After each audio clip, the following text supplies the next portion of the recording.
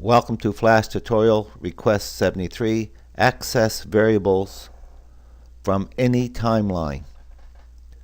I did a tutorial with number 50 called Global Variables, where a variable was made on the main timeline and you were able to access that variable on a movie clip. Now I'm going to put the original variable on a movie clip, and we'll be able to access it from the main timeline as well as from another movie clip. So in order to do this tutorial, you have to know how to write some code. You don't have to know the code, but you have to know how to access the code. You have to know how to make movie clips and buttons. I have it done in sections, and I'll go through each of those sections with you. Should you have any questions, just contact me and I'll help you get through it. I started off by making a movie clip,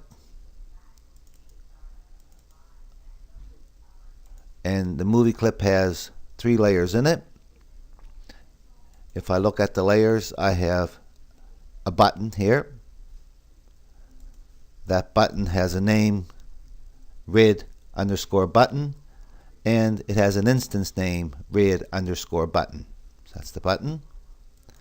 I then have some text here on this layer that says that this is the movie clip this is the movie clip with the variable in it. So when we get on the main timeline and have a few things there, we'll know that this one is the one that has the actual variable in it.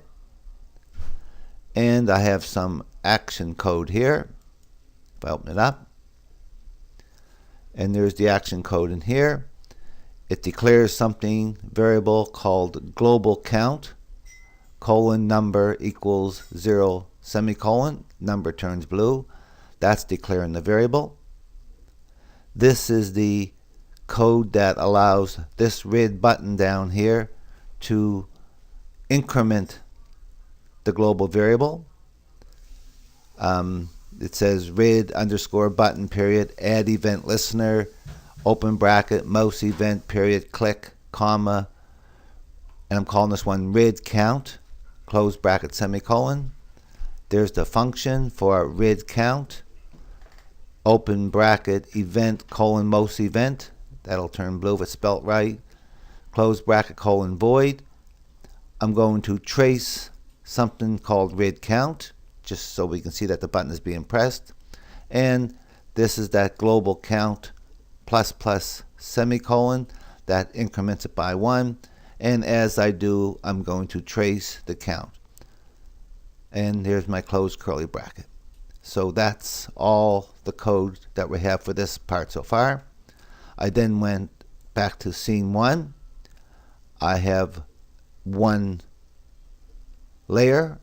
I selected that layer. I opened up my library panel, and I picked up this, clicked on it, and dragged it onto the stage. When you do that, you then have to click on it, open the properties panel, and make sure you put in the name rid variable_mc. So now if we test it, it's pretty basic. And as I click this, I can see my count click, and that I'm actually pressing the rid button. We're going to now have it so we can put a button on the main timeline to increment that variable. So what I did was added a button called, so I added a layer right here called blue button, and on that layer I put this button. So if I double click on this button, it's just a button. That's all it is, nothing special. And that button has some text on it that says button on the main timeline. So I want to go back to scene 1. There it is there. So now I have a button on the main timeline, and I want that button to control the variable that's on another movie clip. And this was the original request. So if I go here, open up my actions panel, the button was called blue_btn. I think, let's go back here for a minute. Did we actually check to make sure that was on there? I think I did. Yeah. Blue button. Yeah. Okay, let's go back into this action script. Blue button. This code is almost identical to the code we just wrote. And the difference is right here. When we want to increment it, we say, we know that the button is in this rid movie clip. So the rid variable underscore movie clip, that's where it is in that movie clip, period. And this is the variable in that movie clip, and we want to increment it. Yep, it's that simple. And now I'm going to trace it. I'm going to trace that movie clip and the variable inside that movie clip. So let's test this out. Pretty simple. So now if I hit the blue one, that's the one on the main timeline. That works. And here's the one inside the clip itself. So now that works. And now I went a little bit further, and now I'm going to add another movie clip, and it will control the variable, and you probably figured out how to do that already.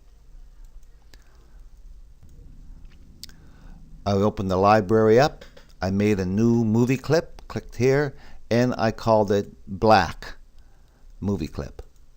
So I'm inside that black movie clip now, and it's very simple. I have a button. There it is there.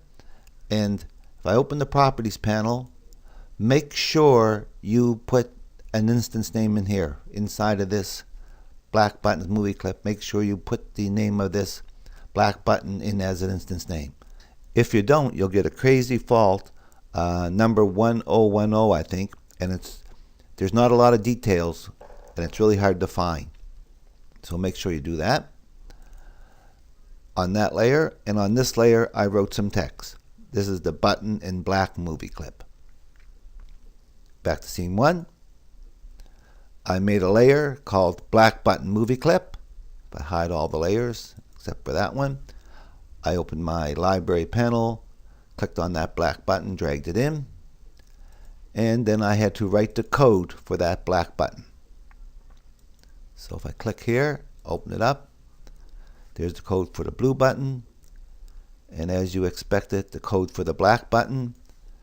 Here is where I address that black button. So black underscore movie clip, period, black button, period. So it says, look for the movie clip black. Inside there, there's a button called black. Give it a black, B-L-A-C-K control, black control. And here I'm saying the button that was pushed. I won't change those. There's the location. You can come up here and copy the location. And let's make this one here so we can see it. Blue, B-L-U-E, so I can see that what blue was hit. And make this one black. Now, if I did it too fast and there's something you don't understand, get back to me. But I think if you ask this question, you certainly probably understand what you're doing. Now, also, this black movie clip we just made, make sure, click on it, that it has an instance name of black movie clip. Control, test movie, test. This one increments it, and it's called black. That's what's the trace. This one traces blue. This one traces rid control or something, yeah, and increments it. So I just want to show you something, just in case it happens to you. I'm going to go inside that black movie clip, and there's the button. I'm unlocking the button layer, and I'm going to take this out. Cut. If you didn't give it an instance name inside that black movie clip, you get this crazy fault which does not identify where the fault is, and that is very hard to find. I want to make sure it's working once more. That one counts in increments, counts in increments. I hope you learned something from this tutorial, and I hope you use what you learn.